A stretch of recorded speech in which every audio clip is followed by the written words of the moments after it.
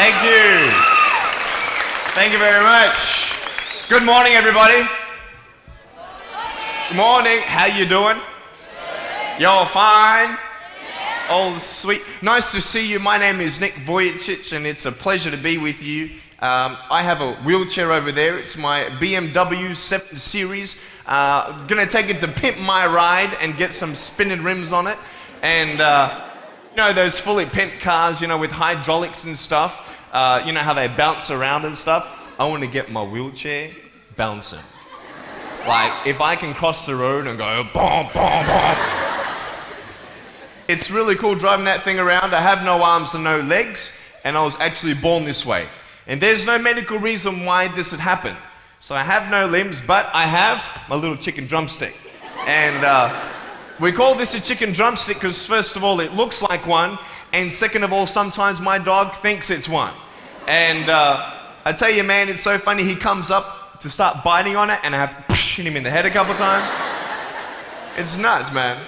It's so cool, man. I love to swim as well, and I actually float like a life jacket. I float upright like this, and then I have my little motor down here, and I go, like this, right?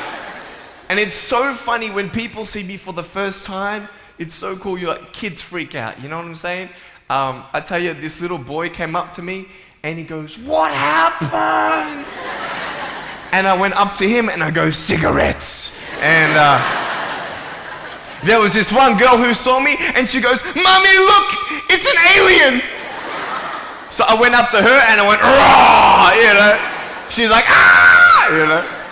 I'm running after her, saying, "I'm gonna eat you," you know. Freaking her out. So with my little foot, I can also write. This is my pen here, and I can actually write and type with my foot, but I've learned how to draw and all this sort of thing, so that's pretty cool. I've learned how to type 43 words a minute on a normal computer, and sort of like a heel and toe combination. And I'm learning sign language with my foot. I'm learning it. Ready? Peace. Is that cool? Very cool. Anyway, look, we're going to have some fun today, and I'm just going to tell you the funniest story of all. It was so funny. I was in a car one day, and when you see me from the outside of the car, you have no idea that I have no arms and no legs, right? You just see my gorgeous face. And we're at the traffic lights one day, and this car comes up next to us. And this girl's looking at me, and I'm like, cool, let's have some fun here. So I know she has no clue that I have no limbs. And so I look at her, and I grab the seatbelt in my mouth, and I loosen it like this. And then in the car seat, I just did this.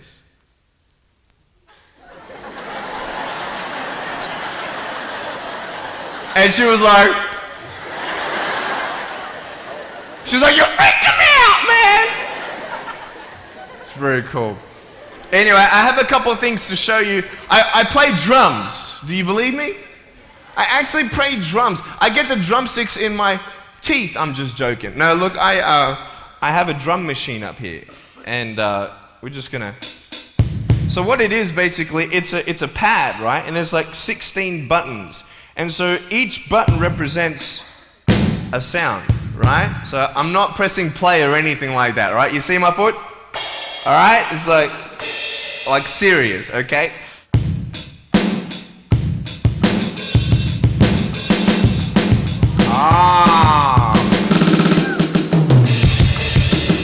You like that? Well then, so that's sort of more like your rocking, you know, sort of pop, whatever, but then you got the Can we have some more volume, please? Give me some juice, right? Alright, so here we go, right? So it's like, you like that? That would be really cool if I could get this on my wheelchair and play it while I'm driving. And get some techno going, like, here we go. 1, 2, 3, 4. Yeah! There you go, you like that? Is that cool? Beautiful. So I have a tennis ball here, and I just want to show you how far I can kick this thing. And a lot of people are like freaking out, how can you do that? And I just want to show you, it's really, really cool. Can I have a volunteer, please, to catch a ball for me? Yep. Let's see. Sure, I'll get you. How you doing? Yeah, see my finger pointing at you? Stand up. How you doing? Beautiful. What's your name? Jake. What is it? Jake. Nice to meet you, Jake. Now, can I get you to do me a favor and probably just go up that way? See my finger pointing that way? Just up that way a little bit. Can you guys make a little bit of a path for him to go in amongst the crowd a little bit? Beautiful. Now just face me, Jake. Now I just want to show everybody how far I can actually boot this thing. I'm a big fan of David Beckham. I love David Beckham. I love it how he curves that ball. And so I'm practicing, you know what I mean? So I'm just going to maybe just to get you to move back. Keep on moving back. Keep on back. Coming on, back. I'm joking, bro. I can't kick that far. Come forward. It's all good. I'm just joking. Right there is good. Right there is good. Now, that's a pretty big kick, so I'm going to take a little bit of a run up here. So, let me just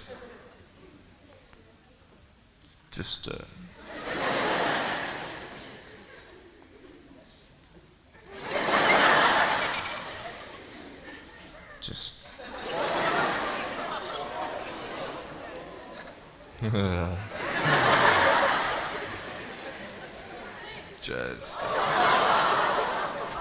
I was joking, it's all good. I just wanted to see if I get you scared a little bit. Alright, here we go. Are you ready, mate? Now, when you get this ball, don't throw it back because I can't catch. You understand me? Alright, you ready? Here we go. When you get this ball, just come up here on stage. Is that cool? Ready? 1, 2. Look at that. Jump up, mate, on this side. Beautiful. Now, Jake, hey, you having a good day today? Yeah. That's good. I'll get you to hold that for me. Beautiful. Now, wait. I'm not done with you yet, bro. All right? So I'll just get you to stand there, face the crowd. So, anything new happen in your life today? School? How's school? Boring? Learn anything? No? Just cool or something? Yeah, cool. Did your homework? No? Alright, cool. Alright, so here we go. So I want to just be real with you. There's a cool game I want to play with you, if that's cool. I'm going to get your right hand on the table, alright? That's a cool ring. You're going to get me one of those. Get a toe ring, you know what I mean? One day I'm going to get a wristwatch too. Anyway, just put the whole hand on here. Beautiful. Now, what we're going to do, we're going to play a game called Slappers. Okay? Now, I don't know if you know what this game is, but basically I'm going to slap you, okay? And when I go like this, you've got to move out of the way before I get you. So it's a race between your hand and the chicken drumstick, alright? So what's going to happen is you got 5 shots, okay? And if I miss you once out of the 5, you win. Does that make sense? You only got to beat me once to win, okay? You ready? You said you were having a good day today, yeah? That's good. It's going to change, okay? No, I'm joking. All right, ready? Are you scared? You're not scared. All right. All right, ready? Number 1. So when I go like this, you go like exactly, okay? You got to be quick though, okay? Ready? Number 1. All right. This is number 1. Number 2. Alright, number 3, I'll make it easier for you. I'll even look away and I'll close my eyes. Okay? Now, is his hand still there? I've done this a couple times, so you can't cheat on me, alright? Now, I'm gonna close my eyes. Your hand's there. Is his hand there? Alright, you ready? Alright, number 4. I'll let you win. Okay?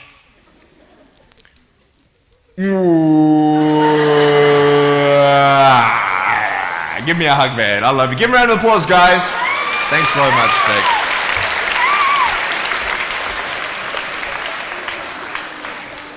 Alright, real quick, I've got a phone up here. It's not my cell phone, but it's a normal phone. I just ripped it off the wall. I'm going to actually show you how I can actually flick this phone onto my shoulder. It's very cool. So, it's actually not always guaranteed that it's going to happen the first time. So what happens when you fail? Very good, very good. So can someone give me a sound for ringing phone, please? Thank you, thank you. I'm coming! Ready?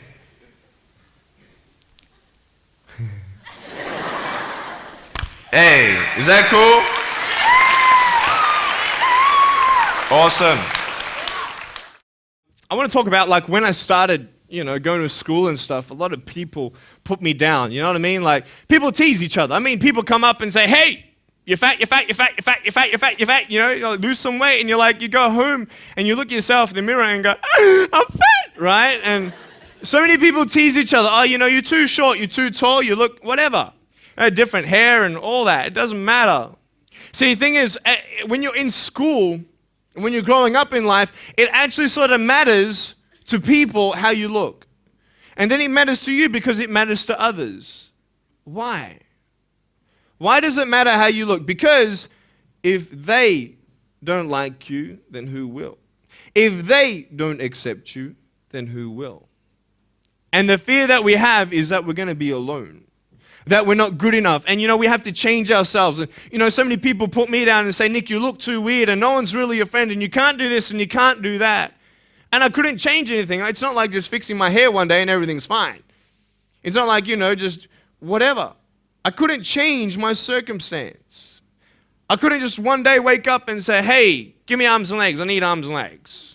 You know what I mean? Like, I went to a bodybuilder, and said, "Can you make me some arms and legs?" No, I'm joking. Bodybuilder, you get it? Right? So here's the thing. I go up to people, "Can you give me a hand?" Just joking. But it was so hard because people put me down. And I started believing that I was not good enough. I started believing that I was a failure. That I'd never ever be somebody who people would like or people would accept. And it was so hard, man. I thought to myself, I can't go on the soccer field like everybody else, and I can't ride my bike, and I can't skateboard, and all these sort of things. And I started getting depressed. I thought, what kind of purpose do I have to live? I mean, are you just here to live to die? I mean, is there not a purpose for me? Is there not a purpose in life?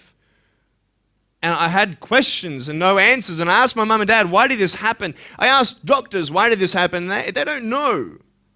There are some things in life that are out of your control that you can't change and you've got to live with. The choice that we have, though, is either to give up or keep on going. I want to ask you, what are you going to believe? Are you going to believe in yourself? Are you going to believe everybody else's judgment on you? Are you going to believe people when they say that you're a failure? When no one really likes you, no one really cares about you. And it's not really to say that, hey, you need someone to come up and say, "Hey, really, I like you, I care about you." No, it's not that, but it's the fact that people put you down. People don't even look you in the eye. People ask you how you are, and you say fine, but you're not fine, and they'll never know that. I tell you, life is interesting. Life's a journey. See this phone here? Let's say that I want to go to the phone, right? And I start from over here. Now, to get to the phone, it's not like I'm going to start meditating and going hum, right, and float across the air, right? It's not going to work. It's not like I'm going to go hum and woo, it's not going to work. So I have to take one step at a time, one step at a time, one step at a time. You can only take one step at a time. I don't care how big your step is, it's only one step at a time. You can't do 2 steps in one. You understand? So it's like one step at a time. And you take steps in this direction, you take steps in that direction. You sort of get lost along the way, and sometimes you fall down. Now, to illustrate my point, I'm going to jump off the table, do a back twist, and land on the floor. Okay? Is that cool? Are you ready? Oh, there's a clock there? Okay, can you move the clock for a second, please? Beautiful, beautiful. All right. You ready? So, are you guys ready? Just let me know when you're ready. Are you ready? Okay, ready? 1, 2. I'm joking, man. Are you serious? Just put the clock back there. If I did that, I'll break my arm or something. You know what I mean? But honestly, along the way, you might fall down like this. Ready?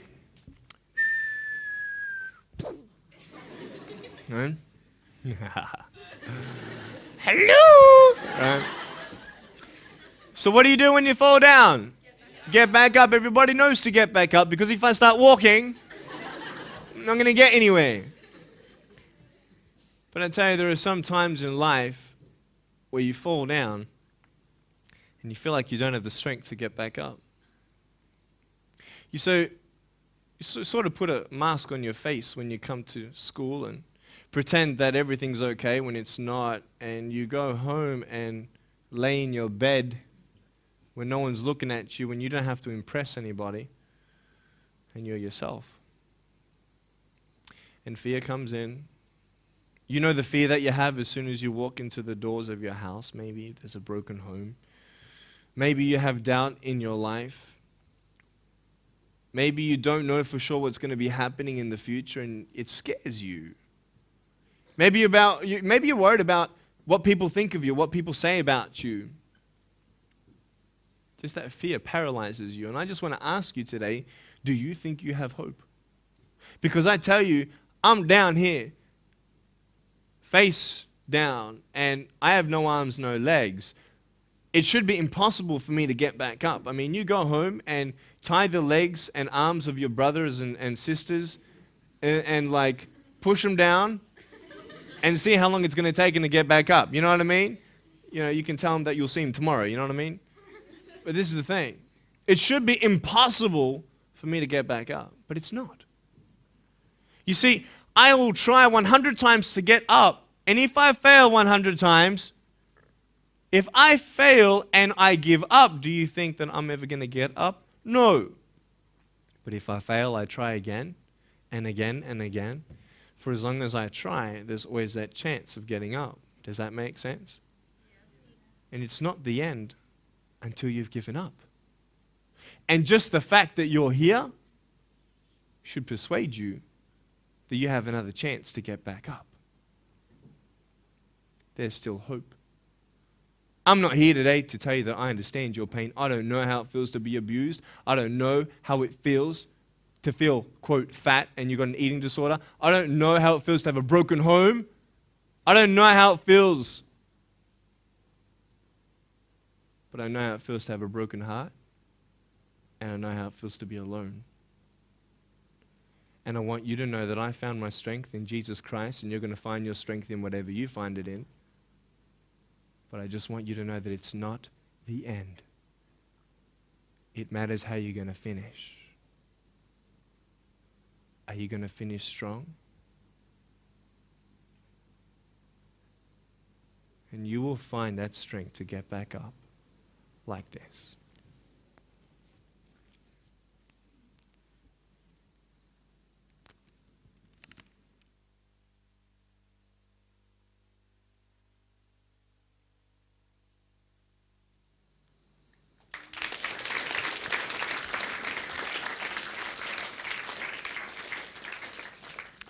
How did I get from depressed to who I am today? Because I tell you, I was depressed. When I was age 8, I used to concentrate on the things I didn't have. I wish I had arms and legs, and I wish I could do this, but what can I do? You see, I have a choice, and that's what I want to talk about today, choices. I can either be angry for not having arms and legs or be thankful for my chicken drumstick. And you see, I can still do a lot of things. At home, I can brush my teeth, comb my hair, get myself ready in the morning. And I'm traveling around the world. It's amazing. But I had to ask myself a couple questions. And the first question was really, who am I? Who am I? I'm Nick Vujicic, but who is that? And it's funny how the friends around you sort of determine who you are. You change yourself. You come to school. And everybody swore around me at high school, so I started swearing. Why? Because it's the cool thing to do. Everybody swears. So I don't want to be left out. And I want to be accepted, so I started swearing. You go to a party, everybody's drinking, so you drink. Why? Well, everybody else around me is doing a big deal. And you start losing yourself, and you start putting your security in temporary things. You start putting your happiness in things that won't last. You can get drunk all you like, but in the morning, you're going to be sober with a headache with the same problems. You want to be high the rest of your life on drugs? Everybody said, don't do drugs, don't do drugs. Well, why? Why do we even go there? It's either out of curiosity, peer pressure, or trying to escape reality. Basically, Three things. That's why we go to drugs, sex, alcohol. Why do you do it? Because it feels good. Okay. That's how we're doing it. I mean, if you want something, you go get it. You want to buy something, you save up money, you go get it. Why? Because that will make you happy. And we take these steps in the wrong direction that will actually take you away from your dreams. Oh, don't worry, Nick. Drugs and alcohol won't take me away from my dreams and my purpose and sex and all that. No. But I tell you, it actually will.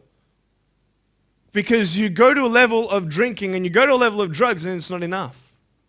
You'll find that out. And then you try something new. And then you'll also go to school and people will put you down and parents will tell you that you're a failure because you failed at a test. And you start believing the lies around you, saying that you're not good enough and no one's going to want you and you'll never ever do anything good in your life and you'll never ever achieve the dreams and goals that you wish you had done or wish that you could do. And these steps take you closer. That voice saying, you're not good enough, you're not good enough, you're not good enough, and all you need is one more step to fall. See, you have a choice to know which step you're going to take today. Let me ask you, do you know who you are? You want to know who I think you are? You care about what your friends think who you are, You care about their opinion. You want to know who I am? You want to know what I think you are? I'll tell you right now. I don't care how you look.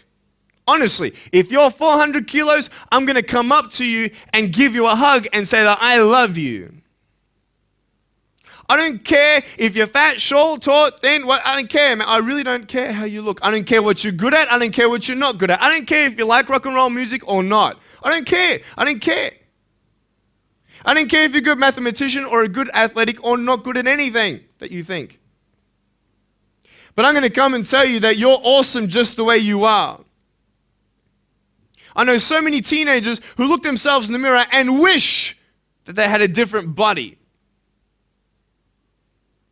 Girls, you're beautiful just the way you are. You're gorgeous. You're gorgeous. I love you just the way you are. And you boys, you're the man. Because it's not how you look. When you see me for the first time, many of you felt sorry for me. Do you feel sorry for me anymore? No. Why? Because you know who I am. But don't you remember I have no arms and no legs? Would you want to be my friend? Of course you would. Why? Because you like who I am. But I have no arms and no legs. And you're going to say, so what? So when you say, well, I have this or I don't have that, I'm going to go, so what? I don't care. You are worth more than diamonds. All the diamonds in the world, you are so precious. Every single one of your hearts, you can do something. Not just something that you can do, but you can live life. Life is not always good. Life is always not rosy. But life is worth living when you find purpose. Nick, I don't know what my purpose is. I don't know. My parents want me to do this. My teachers want me to do that. My friends think that I should do this, and I don't know what to do. And you're torn, man. You don't know what to do. You have to make important decisions, man. You don't know what to do. Who do you believe? Follow your heart. If that's who you want to be, if that's what you want to do in life, then walk to it. One day at a time. That phone might feel so far away. In fact, it might seem impossible for you to reach that. Let's say that phone was all the way at the back of the room. How am I going to get off this table? I can't. How am I going to get there? I can't. But I want you to know that nothing is impossible. And if it is impossible for your dreams to come true, let's say you want to become a pilot and you can't be a pilot for some reason, maybe your eyesight or maybe your height. I know somebody who couldn't be a pilot. They're doing something now that they actually love to do. See, all things come together for the good. That's how it is in my life. You see, there's nothing good about having no arms, no legs, is there? No. If I, click my fingers, metaphorically speaking, and your arms and legs disappeared, Do you think you'd be happy with me? No, you'd come run after me and headbutt me, okay? Because there's nothing good about having no limbs. But I love my life. Do you want to know why? Because I've seen the purpose. Because I have no arms, no legs, you're all listening to what I have to say. This is maybe the most attentive you've been in any guest speaker. Because everybody else is boring, and what would they know anyway? That's what you think. Don't worry, I was at school too. Like, what do you know? I don't care what many people have to say. They have no idea what I'm going through. What pain do they know? But you see me and you see what sort of pain I could go through and what I've gone through. And all of a sudden now, I'm seeing all of you, and maybe for the first time, you're believing these words out of my mouth saying, I love you. And you don't even know me, but you actually believe that I do love you. You see, it's an unconditional love. You don't have to do anything for me to love you. I just love you. Why? I don't know, because I just love you. Why? It's love. It's unconditional love. Not only is it about you and your life, but what about the people around you? You know, if you think that you have no purpose, Nick, I don't know what I want to do. You know, I wish I could do this, but I don't think this is going to happen in my life. Let me tell you this. So many people came up to me and said, Nick, I don't have a purpose. I don't know what to do in my life.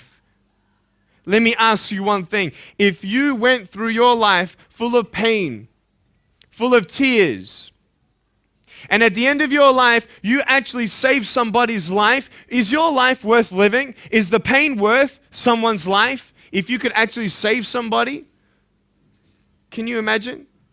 If you actually saw somebody nearly get run over a car, you dive and get them out of the way of the car, for instance, an example, would that be worth living? You save somebody's life. I don't know. What about this? Let's say that you have a problem in your life and you want to give up now.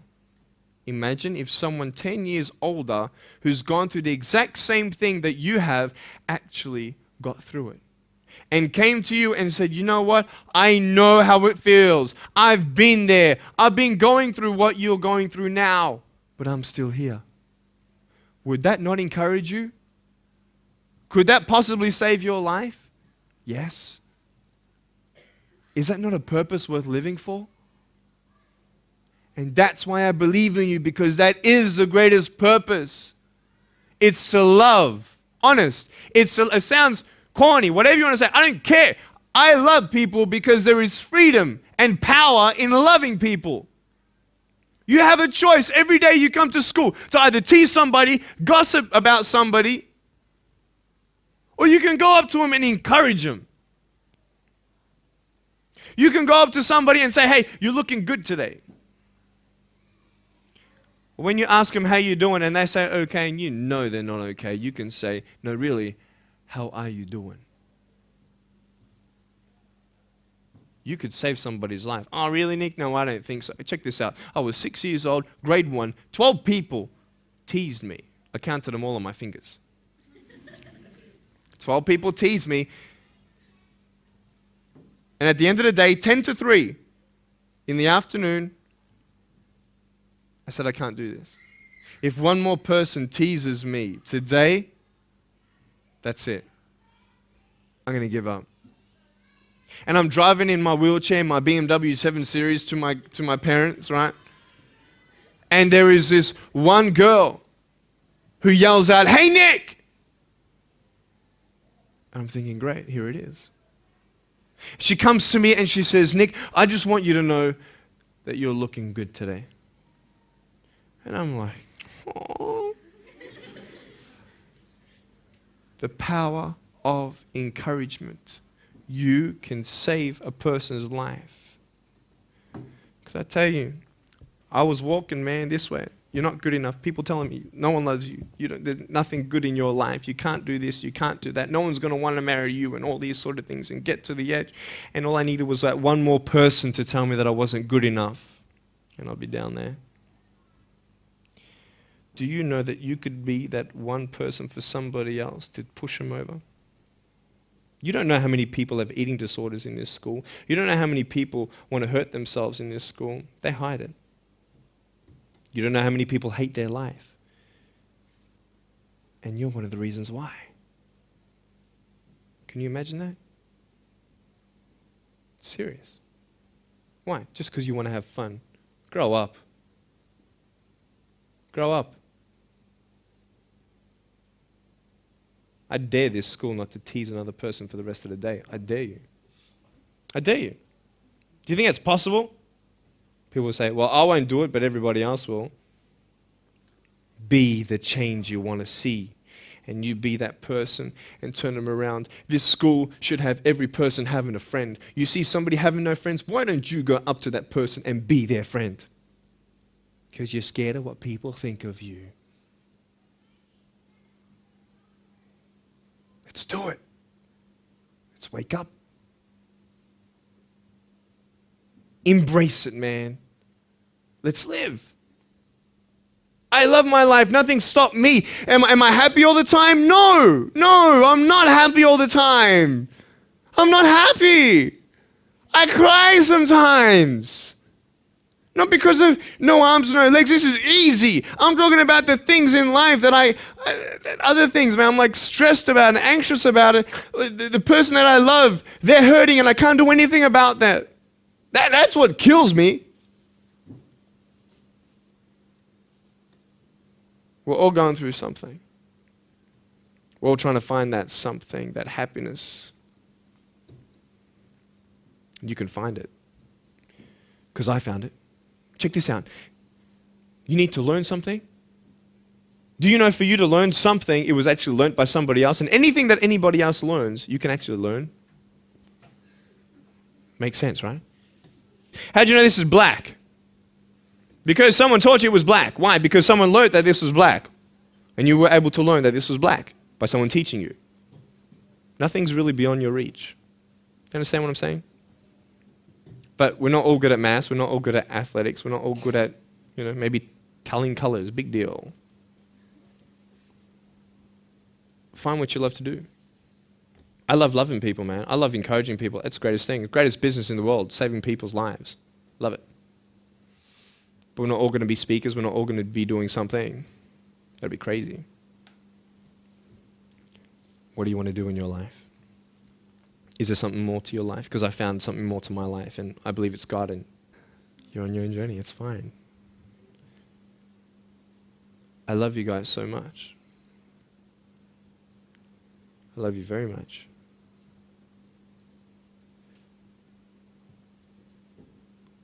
Choices are yours. I made a choice to keep my virginity until I'm married. It's proof beyond words that my wife was worth waiting for. Do we make wrong choices? Yes, we do. Are there consequences for bad choices? Yes, there are. And I can talk another half an hour on consequences on drugs, sex, and alcohol, but I'm not here to lecture you. I'm not here to say not to do drugs and not to do all that stuff. Look. But don't believe that you know everything either.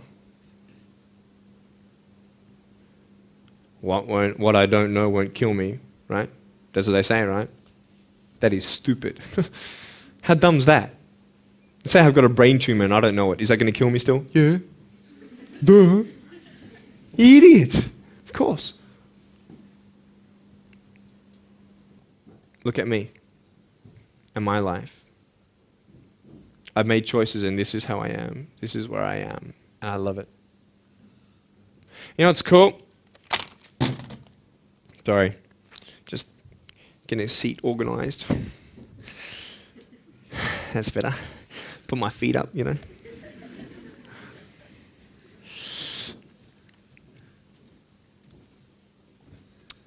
want to talk about my wife. I'm not married.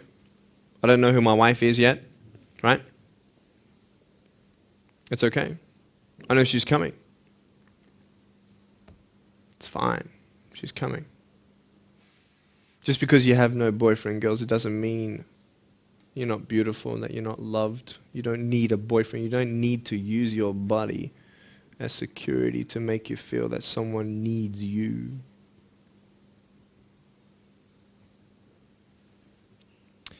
My wife is coming.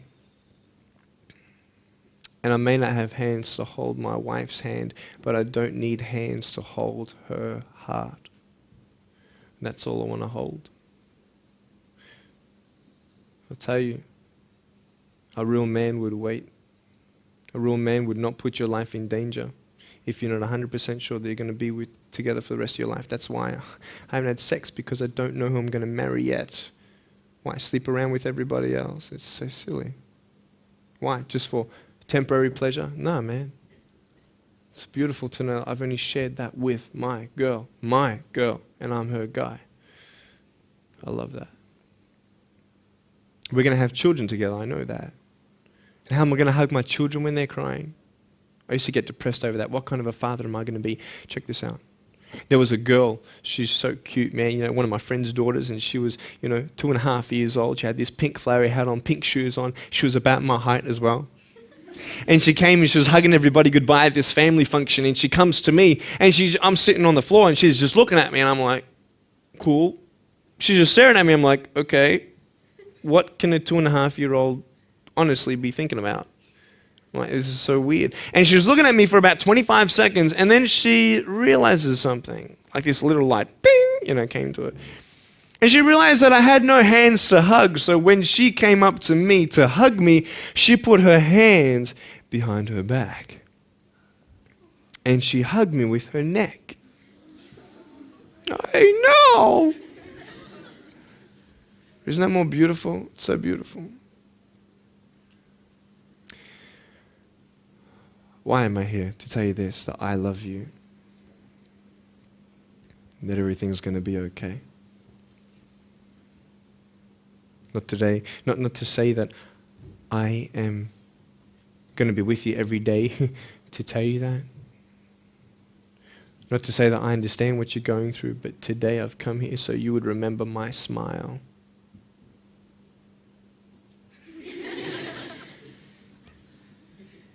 And you would remember what I said. That you have a choice to either uplift somebody or put someone down. You either have the choice to step towards your goals and dreams or step away, going into temporary things.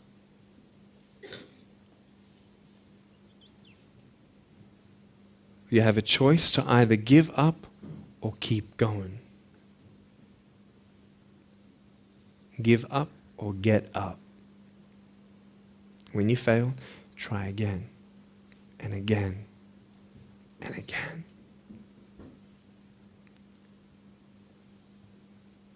I want you to close your eyes, please.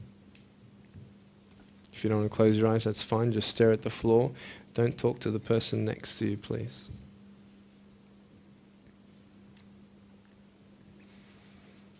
I want to ask you, how are you? What heaviness are you carrying?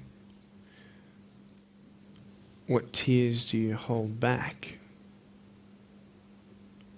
What pain, what fears are kept inside?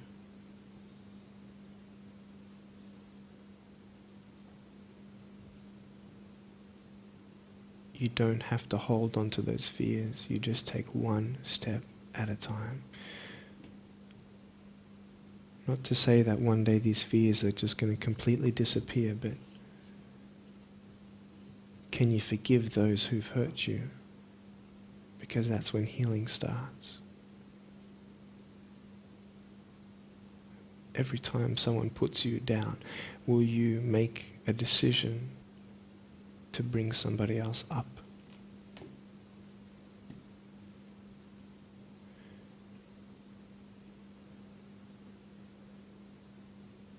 Picture yourself in an open area. There's no buildings and there's no shelter, and there's a storm above you. And this storm represents the situations in your life. And you don't tell anybody what you're going through, because first of all, they wouldn't understand, and second of all, they can't even help you anyway. You're in this storm and you're down on your knees and you're cold and you're weak and you feel like this is the end. Are you not still here? You are still here. You don't have to do this alone. You can talk to counselors. You can talk to people you trust. And you're going to talk to whoever you talk to, but I talk to Jesus. But hold on to that person who you think might help you. And imagine them right now saying that they can't stop the storm right now, but they will hold you and keep you warm until the storm passes.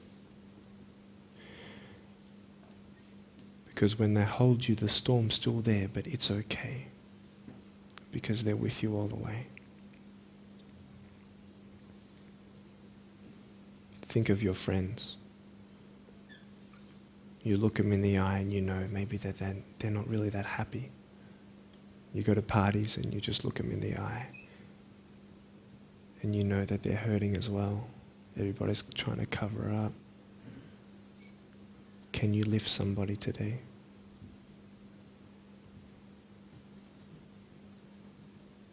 Make the choice today to do something good.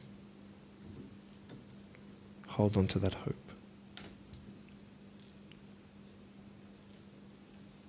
Open your eyes.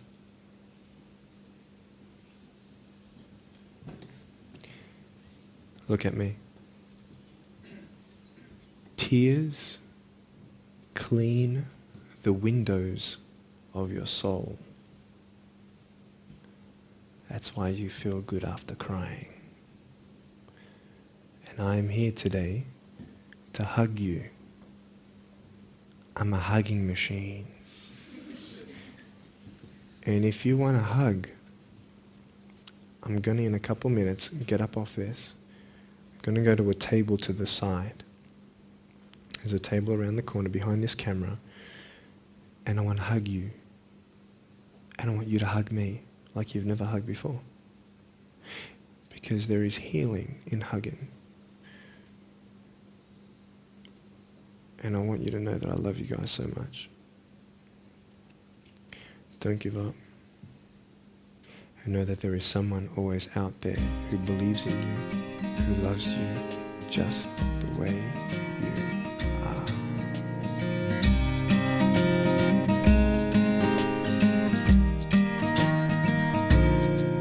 This is exactly what this school needed, because teenagers at this point in their life, they go through trying to find out who they are, and you never really get to find it out with other people. People can't tell you who you are. You've got to find it for yourself, and you've got to be able to respect yourself and learn to love yourself before you can change your environment. And that's really been helpful with what Nick said. It's told kids that it doesn't matter what you look like, it doesn't matter what you smell like, it doesn't matter what colour eyes you have, or if you have braces or anything. It just matters who you are on the inside, and that person is who everybody should be seeing. And if they're not seeing it, then you should be looking for someone else. You should be looking for someone who does see who you are on the inside and who does love you. You're beautiful, just the way you are.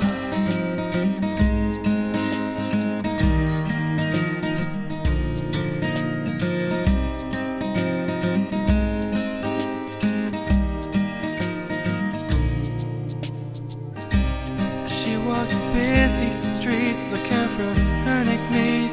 Maybe he will be the one. 'Cause in her mind there is more to life than being someone. But deeper down she has found the one thing to make her feel loved. So she is looking for it in all the wrong places. You're beautiful.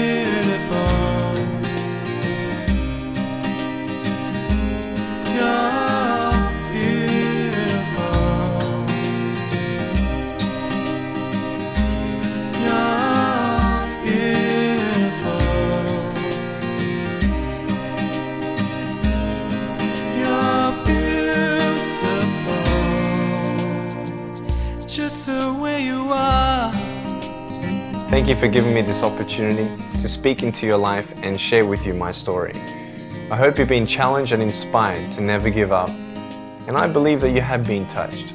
I'd love to hear from you. Write to me. Go on my website, attitudesaltitude.com. I enjoy reading so many people's testimonials on how my life has impacted theirs.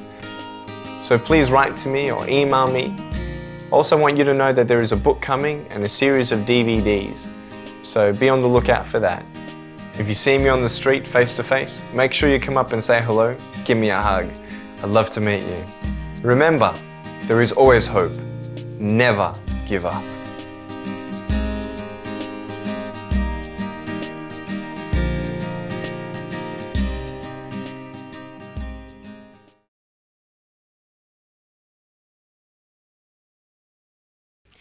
Hi everybody.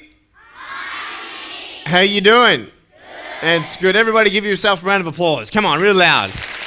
All right.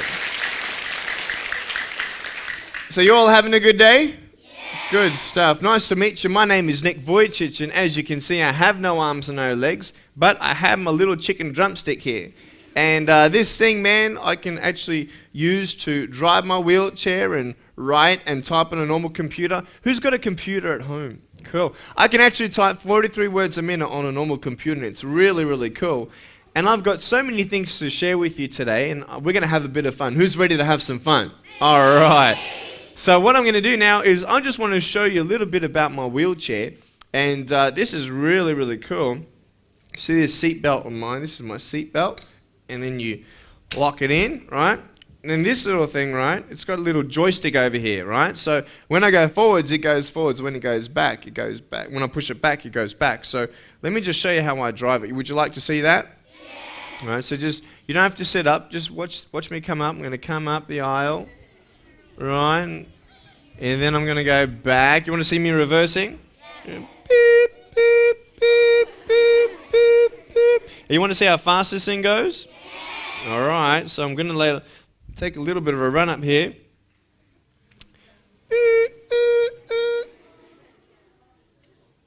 Alright, you ready? Really fast, right? Ready? You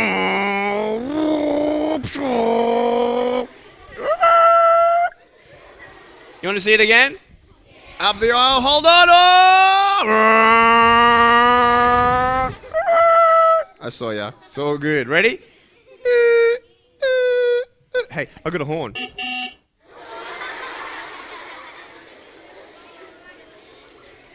want to hear it again? It's pretty cool. Now, you want to see me jump around? Because outside, I take this around, and this is how I get around. But when I'm in my house, I don't really drive this around a lot.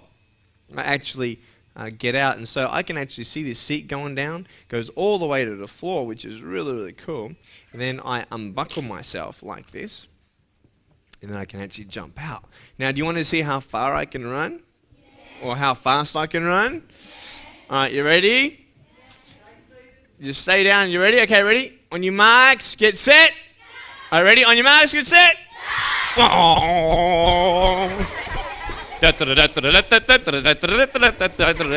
Watch out, I'm going to come in here, I'm going to go. No, I'm joking, it's all good. Alright, here we go. We're going to come back. Alright. Here we go.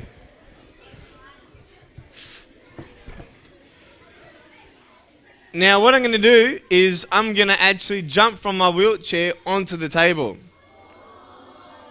Do you think I can do that? I can't. I'm just joking. What I'm going to do is I'm going to get Mr. Craig to put me on the table. Everybody say hi, Mr. Craig.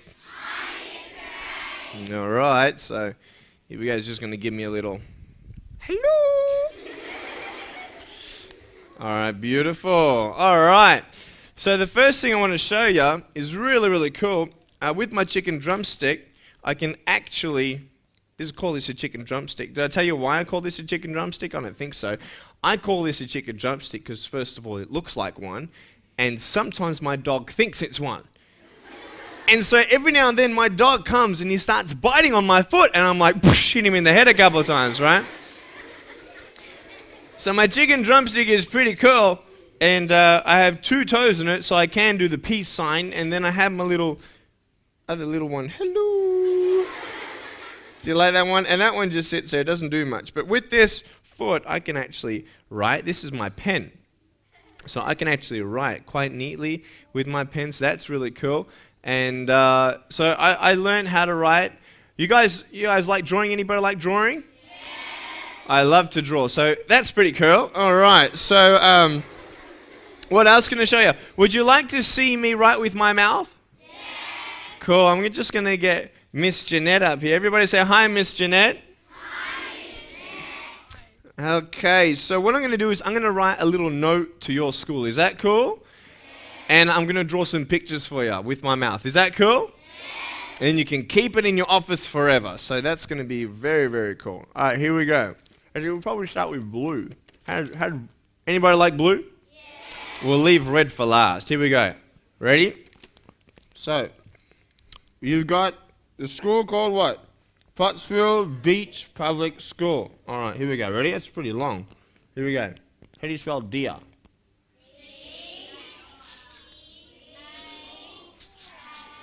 There's deer. Okay, I'm going to say, I'm going to write a little message. Never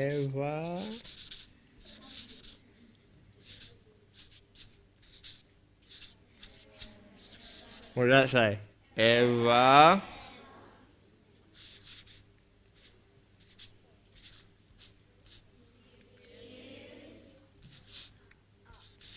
very good. Out. Everybody read that sentence? Okay. And that's it. Here we go. We're going to do, how about I draw, for the boys, a red motorcycle. Alright.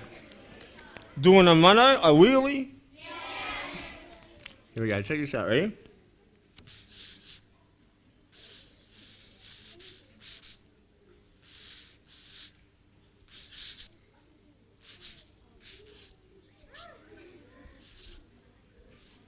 Is that cool? Alright. And for the girls, how about I do a purple flower? Yeah, I love flowers. I love flowers. Flowers are cool, man. Are you ready? Here we go.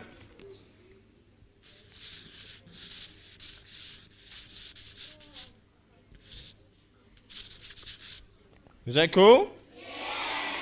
Yeah. All right. Then at the bottom, green, thanks. I'm going to put love Nick. Is that cool? Yeah. All right. So.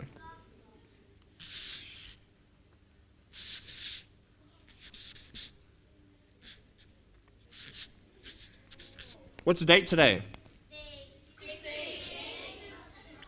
16th of what?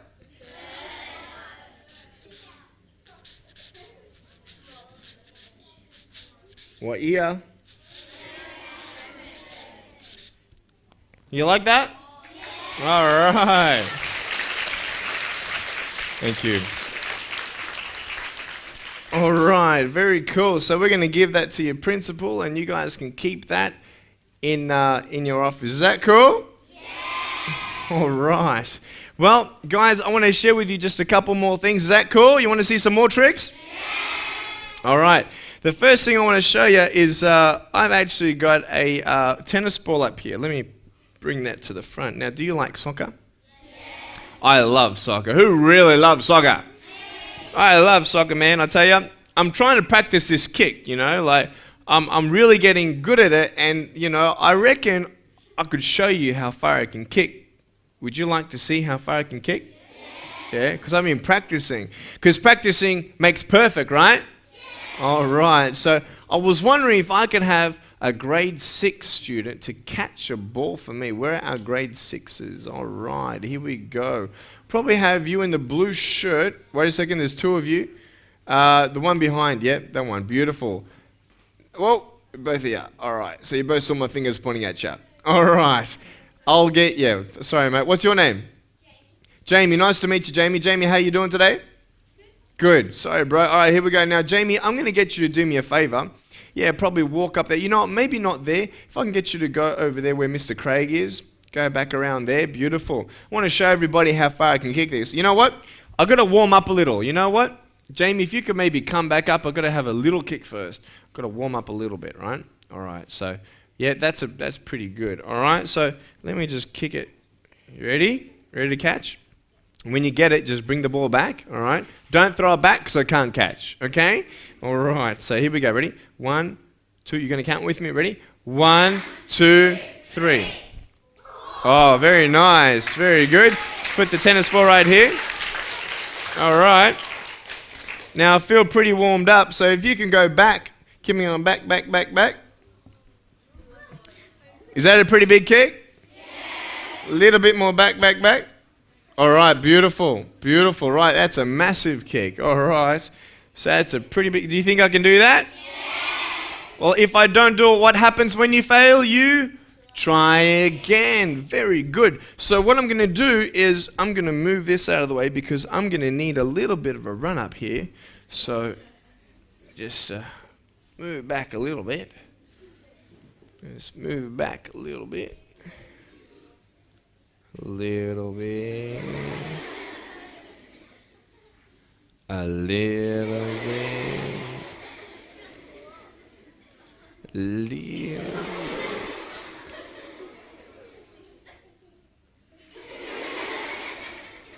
Just a little. A little. Whoa! I'm just joking. I want to see if I can scare you a little bit. All right, Jamie, you ready, man? All right, so when you get this, mate, just come back up on stage and we'll play a little bit of a game. Here we go. You ready? Ready? 1. You're going to count. Wait, is it? No, let's do it again. Ready? Got to warm my foot here. Ready? All right, count me in. Ready? Go. All right, beautiful. Awesome. Jamie, you want to play a bit of a game with me? One more thing? Yeah, you want to come up here, mate? I just want to show you something. Not a game, but I want to show you a drum kit. Just jump up on that box there. Perfect. And just face everybody. Cool. And I just want you to see this thing, right? And I want you to show them that I'm not actually cheating or anything, right? This is my drum machine up here, right? So do you see lots of buttons up here? Yeah, okay. So there's a couple lights. And basically what's happening is as each button is pressed, it makes a sound, right? Am I pressing play? Am I playing that? Yeah? So every sound is made when I press a button, right? You want to have a go? Go for it. There you go. Hit it hard. Right? So when he presses it, he makes a sound. Is that cool?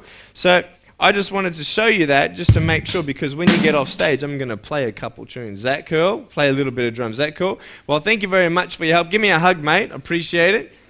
I love you. Give him a round of applause, guys.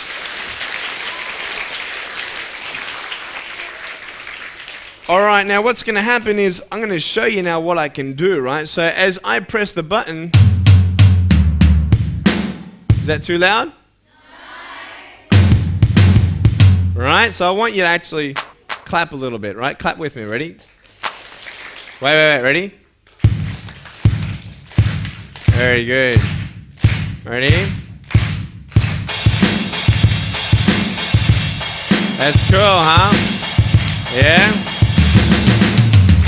You like that?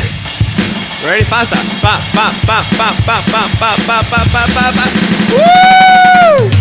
Woo! You like that? And then there's like a couple cool things, like there's a cool kit. Ooh, you like that? You know, like techno? Anybody like techno yet? You like it? You like that? You like that? And there's like a little cool. You like that? You like that? Is that cool? And then I've got like a couple bass guitars and stuff, so it's really, really cool. You like that? So I can actually make a little music. Who likes music? I love music. So did you like the drum machine? Yeah. Did you want me to do a little rap for you? Yeah. All right. Let's have a look at this. All right. So what would you like me to rap about? Give me a subject. Give me anything. Anything in the world.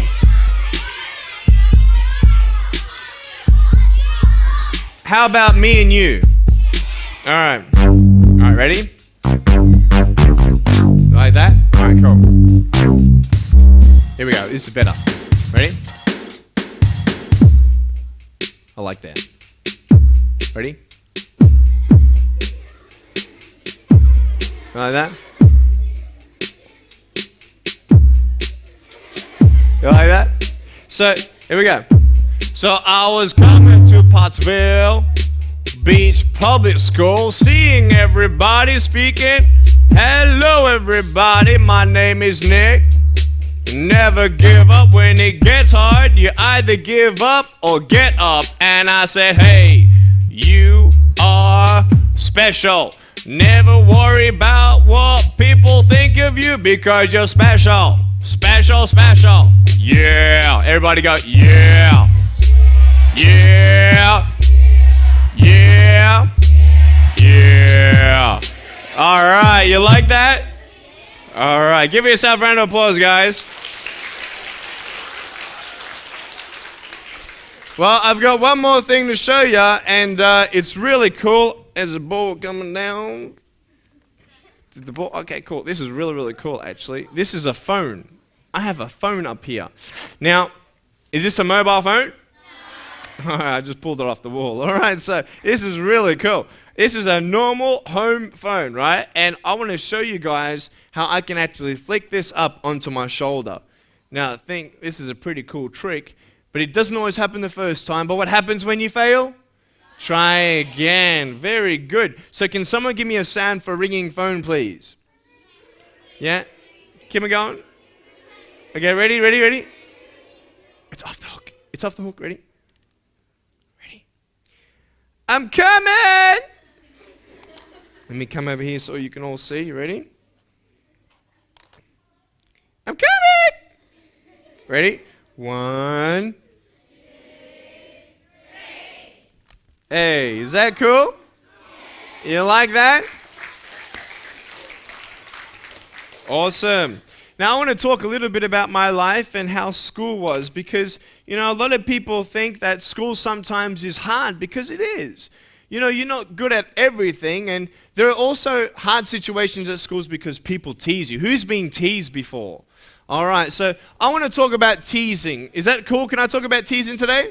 All right. Now, is there anything good about being teased? No. If there's nothing good about being teased, then why do people tease each other? Put your hand up if you can tell me why people tease each other. In the blue shirt up the back, sweetie, yes? Yeah, they want attention and they think they're cool and up the front? Because they think it's fun. So there are many reasons why people tease each other, and we know that it's not good to tease. But what can we do when people tease us? What are the coolest things that we can do? Yeah, Matt? Tell a teacher. What about the one in front of you? Yes? Walk away. And what else can we do? We can very good answers. Very good answers. So we can ignore them. We can walk away, and we can tell a teacher. Who else can we tell apart from our teacher? Yes? All right. So you can go to the person and say, hey, stop it. I don't like what you're saying. Now, are these all good ideas? Yes. Do they always work? No. I found out something that will always work. You want to know what it is? It's the coolest thing of all. When people tease you, all you need to do is love yourself. And you're probably thinking, love yourself? Now, I don't mean to get up in front of the mirror every morning and look at yourself and go, I am so beautiful. Oh, look at my hair, I am so good looking. Right? But to know that you are special just the way you are. I want you to say, I am special. I am special. Just the way I am. And so we all have differences. I look different to you. Some people are taller, some people are shorter. Some people have blue eyes, hazel eyes, brown eyes, purple eyes. You have purple eyes? No? I see some green hair and different hair, right? But this is the coolest thing, is that we're all different, aren't we? But it's okay to be different, isn't it? See, when you saw me for the first time, maybe you felt sorry for me. Who felt sorry for me when they first saw me, right? Do you feel sorry for me now? A little bit? But do you think I'm cool? Yeah? Why? Because you've seen who I am. And who I am matters more than how I look. Does that make sense? Because I tell you, man, there were many kids who saw me for the first time and they tease me. And I have so much fun sometimes when kids see me for the first time. There was this one little girl who saw me one day. It was so funny. She goes, "Mommy, look! It's an alien!" So I went to her and I went up to her and I went, "Raw!" And she's like, "Ah!" I'm running after her saying, "I'm going to eat you," you know. But you see, when people see me, you like that one? When people see me for the first time, it's hard to see that I'm cool because all you see is that I have no arms and no legs. And so when people tease you, I want you to know that you're special just the way you are. You don't have to change a thing. I don't care if you're in a wheelchair. I don't care if you're taller. A lot of people think, tease each other because maybe you're thin, or maybe you have some weight on, or maybe your hair looks funny, or maybe your eyes look funny. It doesn't matter how you look. I want you to know that I love you just the way you are, and I believe in you. I reckon that you guys are awesome just the way you are. Every single girl, I want you to know that you are beautiful. You're beautiful just the way you are. And you boys, you're the man. So I want all the girls to say, "I am beautiful." Come on, now all the girls say, "I am beautiful." And all the boys say, "I'm the man." And everybody say, "I am special. Just the way I am." And so when people tease you, don't worry about what they say, because you are special. Something else I want to talk about is that we all know that we're not all good at maths, and we're not all good at running, and we're not all good at everything. But when we fail, we try again. You see this phone here?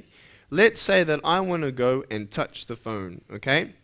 Now, to go and touch the phone, how am I going to get there? I'm going to walk there. It's not like I'm going to start meditating and going hum and start floating, right? I'm not going to float. And I'm not going to say to the phone, "Here, boy, come on." The phone's not going to come to me, is it? So I have to go to the phone. So I take one step at a time, one step at a time. How many steps at a time? One step at a time. But sometimes you might fall down like this. Now what I'm going to do is I'm going to jump off the table and do a back twist and jump on the floor. Is that cool? Alright, so are you ready? You're not ready? Just let me know when you're ready. Are you ready? 1, 2, 3. I'm joking, man. If I did that, I'll break my arm or something, alright? I have no arms, you're right, I forgot. Alright, here we go. So here we go, ready? Now, along the way, you might fall down like this. Here we go, ready? 1, 2.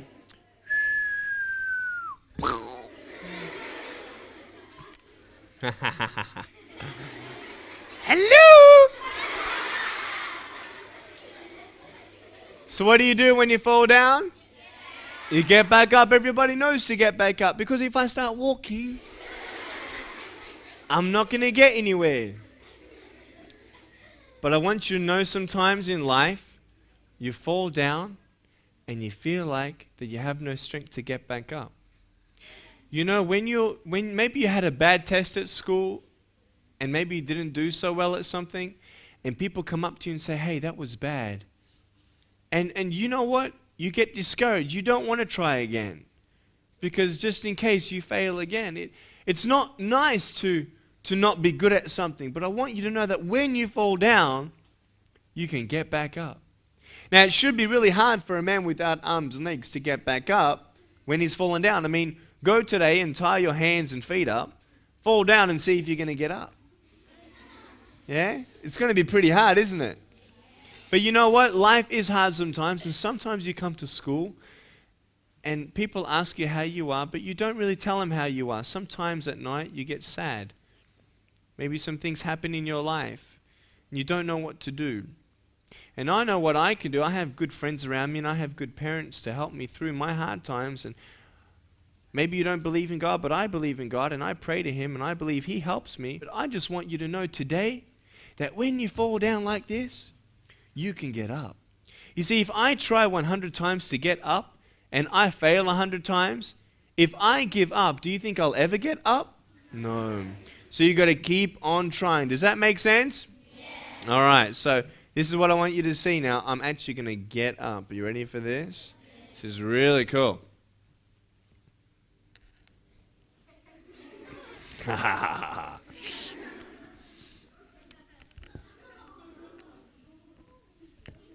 Hello.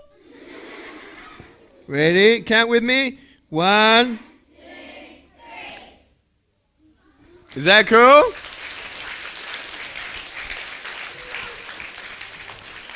So I want you to know that sometimes you want to give up, but never ever give up. Say never, ever, ever give up.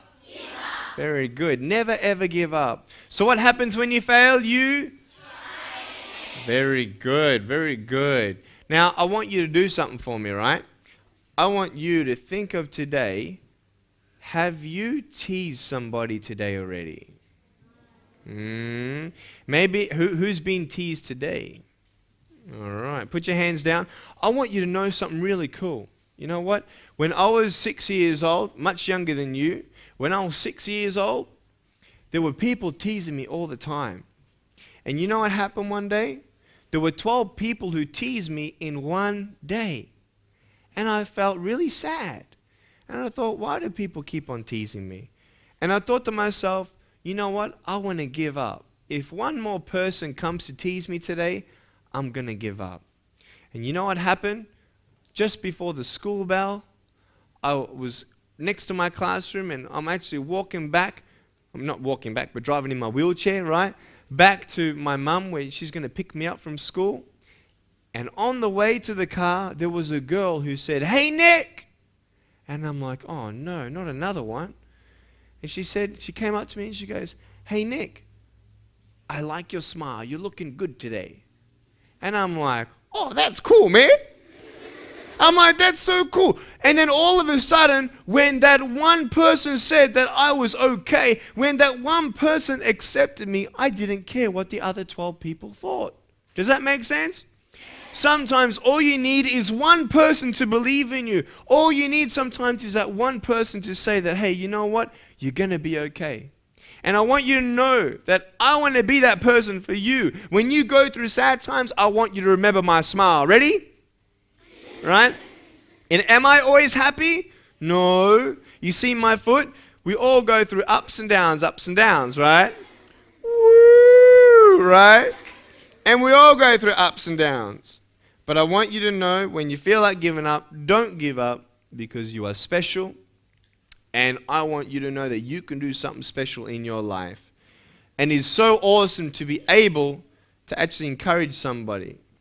When people tease you, don't tease back. When people hit you, don't hit back. You've got to be the more smarter one. But I'll tell you right now, if you want this school to have people where they're not teasing each other, then you be the person not to tease. Does that make sense? You be the person to stand up for people who are being teased. Is that cool? Yeah. You be the stronger one, all right? So I want to ask you today, what did you learn from me today? Put up your hand. What did you learn from me today? Yes. Never give up. Everybody say never. Never. Ever. Give up. Very good. What else? That's right. Stop teasing people. It doesn't matter how you look, it's who you are. Does that make sense? Because I look weird, but am I really weird? No, I'm cool. Who thinks I'm cool? See, I'm pretty cool. Why? Because it's not how I look, it's who you are. Alright? Very cool. So all the girls say, I am beautiful. I am beautiful. All the boys say, I'm the man. And everybody say, I am special. I am special. Just the way I am. And we could write a song. We could write a rap. Yes, sweetie. Very good. Everybody's different, and it's okay to be different. Very good. Yes, ma'am? Very good. What happens when you fail? Very good. In the blue shirt, yes.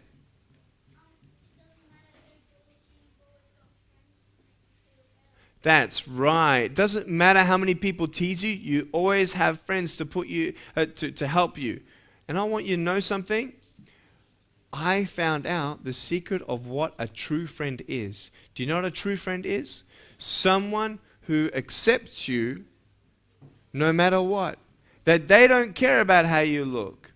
Those are true friends. Does that make sense? Someone who will accept you for who you are. So when others don't accept you, then we need to know. We go back to our true friends and they'll help us. Up the very back, did you have something? Anybody up the back? No, not yet. Yes, you with the bandana? That's right. And you, sweetie? Exactly. It's not your appearance, it's your personality that counts. Up the very back?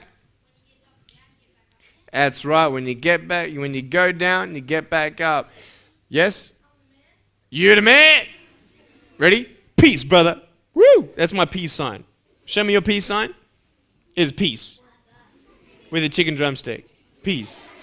It is pretty cool. Hey, can I teach you one more thing? Because you guys are really learning a lot today, aren't you? Alright. I want to see if this makes sense to you. You see, I have no arms and no legs. And I have a choice.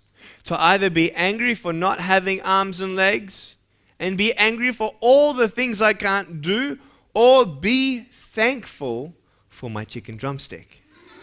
Or be thankful for the things that I can do. Does that make sense? Yes. So everybody say, I am thankful. I am thankful. Very good. Appreciate it much. I was on the beach one day and I had my chicken drumstick under the sand, and I was just sitting there watching the waves come by, and this lady came up to me and she must have thought that I had my hands inside my shirt, because she said, that's quite impressive. How long did it take you to bury your legs in the sand? See, she had no idea that I had no legs. And so I said it took me a long time to bury my legs in the sand. And then she said goodbye, and I said goodbye, and she started to walk off, and I'm waiting for her to look back at me. She looks back, and I just start walking like this. And she's like, it was really funny. Really funny. Yeah, you want to see me open a book? Cool, cool. This is a phone. We don't need the phone anymore, do we? Let me just kick this off. All right. Let's see now. This is my book, right? My favorite book. It's really cool. This is how I open the book, and it's how I turn pages like that. And if I need to get one single one, I get a little bit of a corner like that and like that. Is that cool? And I can also close the book at the end too, so like that. What I would like to take time to do is to let you know that I'm a hugging machine. Now, many people don't like to hug me, and that's okay. Maybe you want to come up and shake my chicken drumstick. Or maybe you want to come and give me a high five on my shoulder. Just don't knock me down, okay? Nick has shown us that he's a strong man and a person with a heart of gold.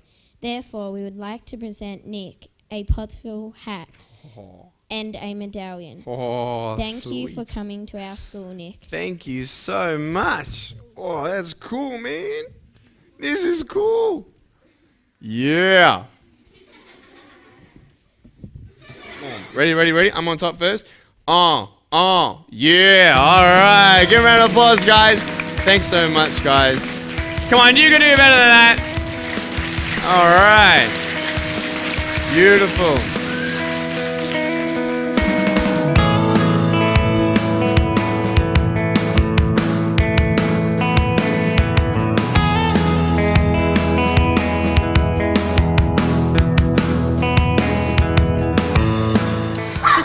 Boys and girls today, it was probably the first time, or the first time for a long time, when they've had an adult tell them that they love them.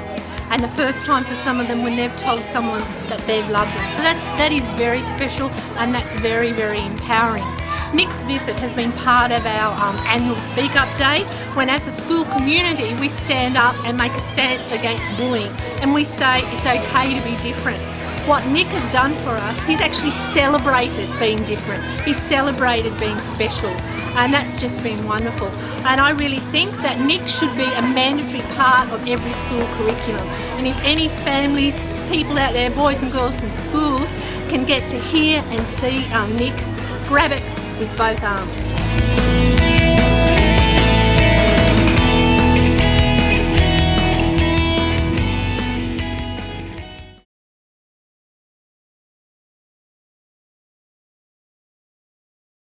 My name's Nick Vujicic, and as you can see, I have no arms and no legs, but I have my little chicken drumstick down here. And I was born this way. There's no medical reason why this had happened. And there are many times in life where things happen and you don't understand, and it's out of your control.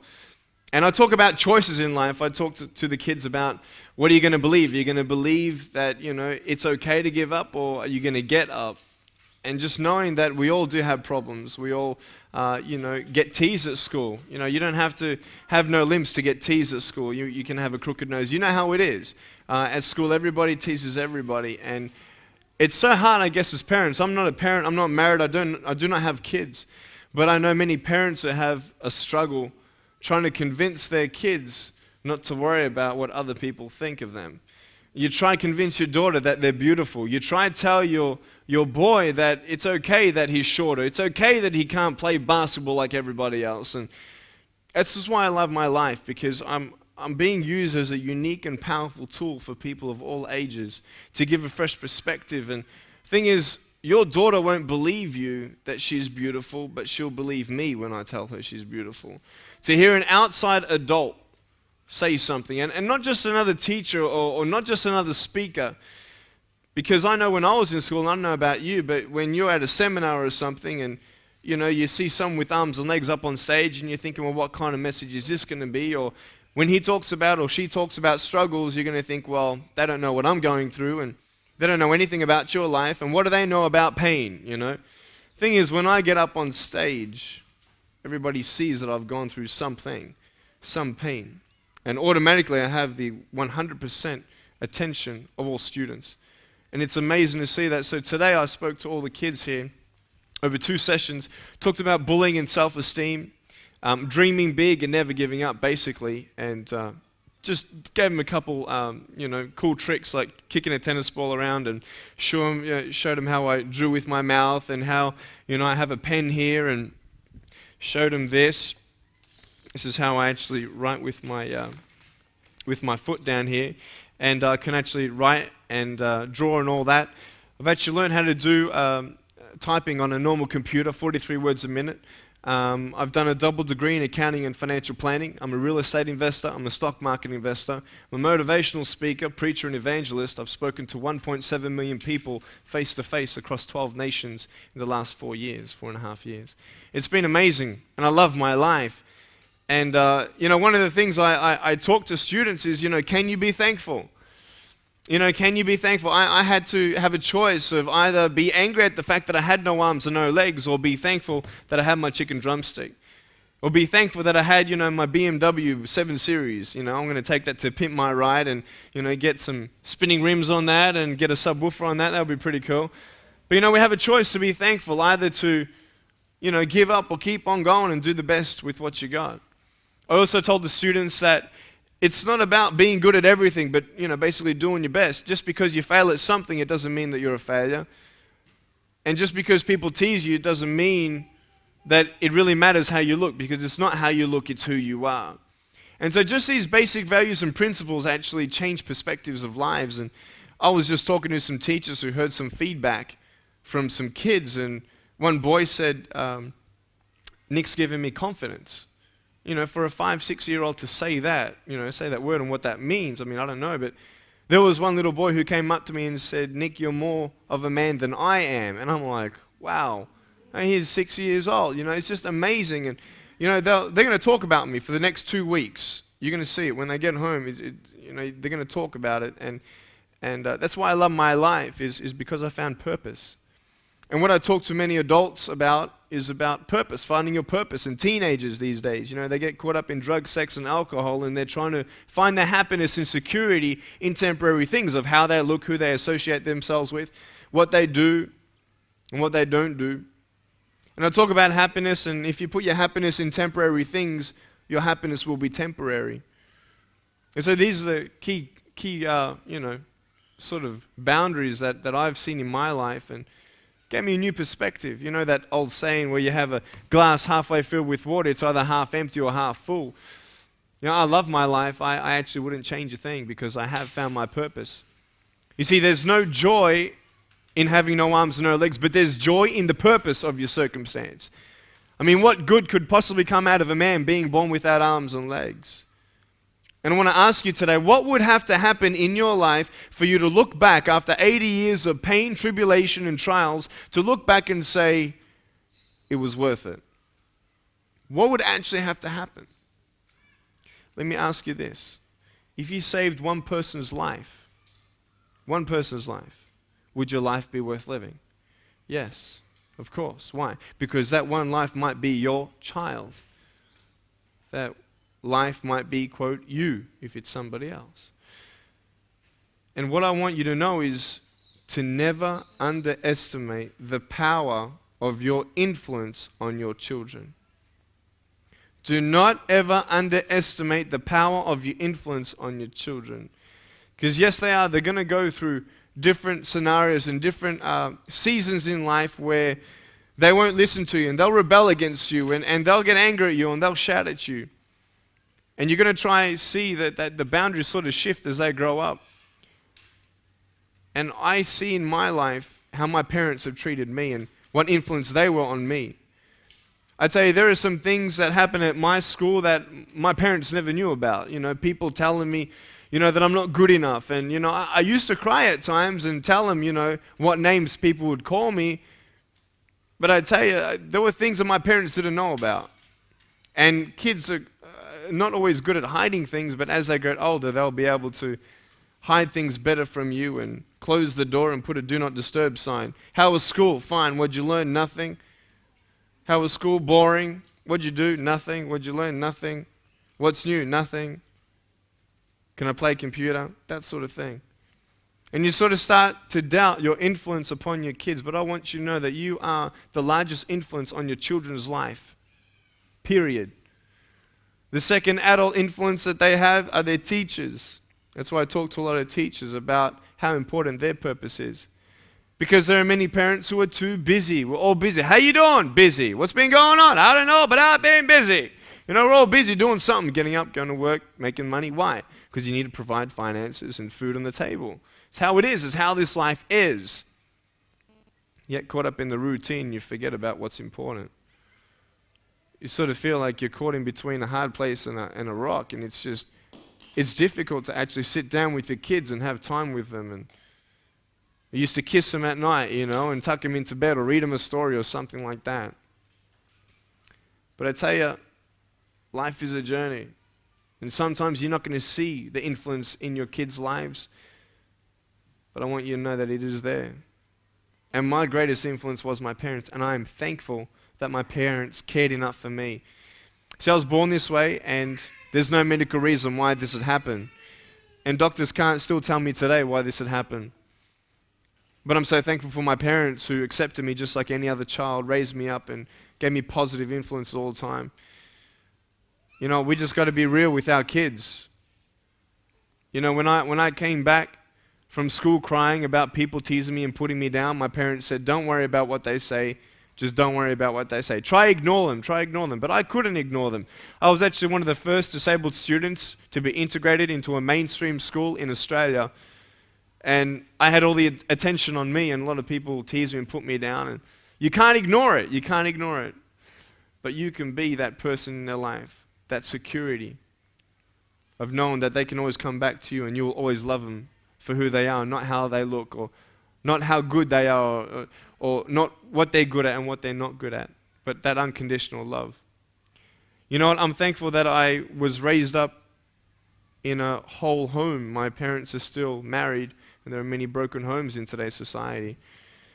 It's hard to relate to kids, but I just want you to know to be encouraged. That's all I got you here for to do today, just to come here and ask you to be thankful for today. Today when you go home, you've got your children. Because there are things in life that disappear every now and then. Things that happen in your life that you don't understand. And life is a journey, you see. I've got to, let me give you this example. I did this for the kids. Let's say that life is a journey, right? And I want to go to the phone, okay? I want to go to that thing, and I start from here. Now, for me to get there, I've got to walk there. It's not like I'm going to start, meditating and going hum, right, and start floating in the air or anything like that. But I'm going to take one step at a time, one step at a time, one step at a time. And there are times in life where along the way you fall down and you have no strength to get back up.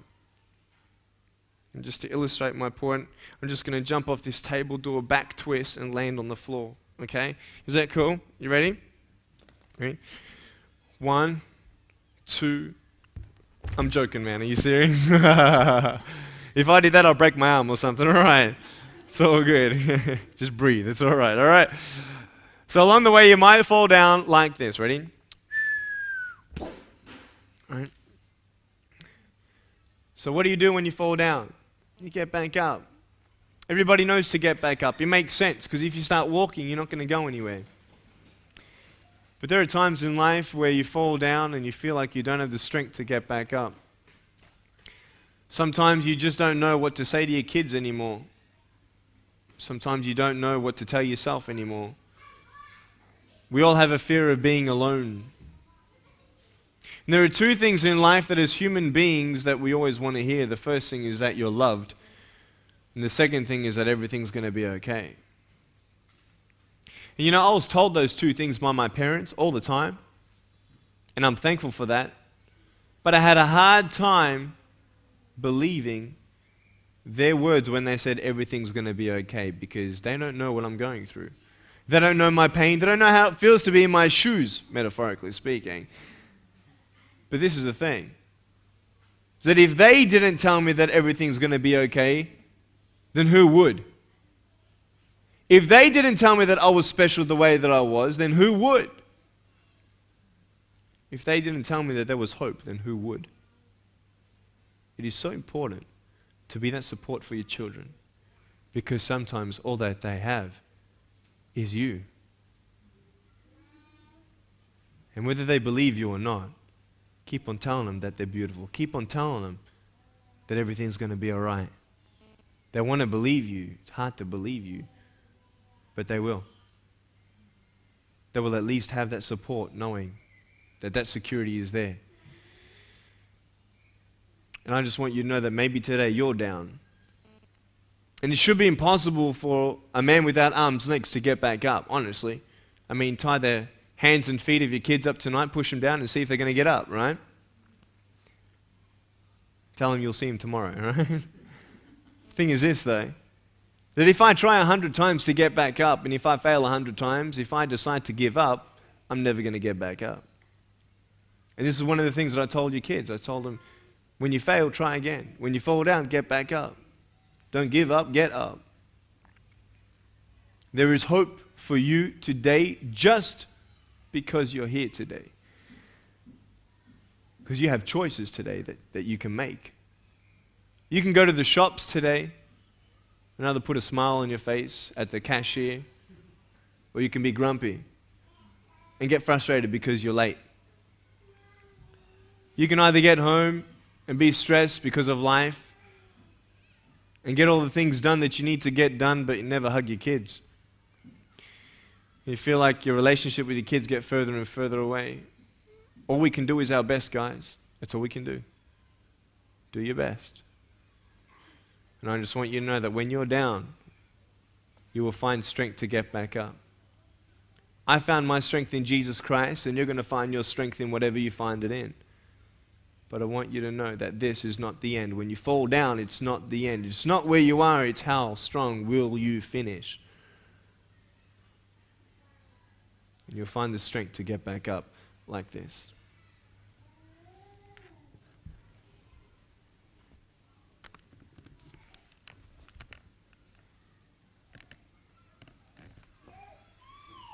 It's pretty cool. It's amazing to see how independent I am at home. I can brush my teeth, comb my hair, jump inside the pool. I can do all these sort of things. Quite independent at home. I love my life because I found the greatest purpose of all, and that's to love. It's to give hope. It's to encourage. And even if I've only encouraged one person today, my job's done. I love it. I have a new perspective in life. It's not about the money. It's not about the house. It's not about the car. Even though these things, sure, you find security and your life is made more easier and you want to protect your kids and you want to give them the best future. You want to give them every opportunity you can to achieve their goals and dreams. Sometimes it does get hard. But I just want you to know that I love you. I love you. There are many parents who don't feel appreciated. I don't know if your parents felt appreciated. There aren't too many kids who say thank you, Mum, just because they want to say thank you, Mum, or thank you, Dad. They normally say, thank you, Mum, love you very much, now can I have this? That's how kids are. But can I tell you that you are appreciated by me?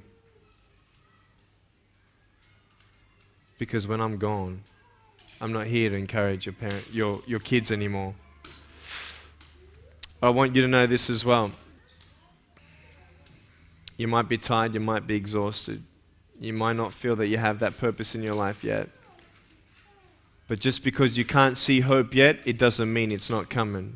You see, no one goes to the train station, looks down the tracks and, oh, there's no train, I'm going to leave.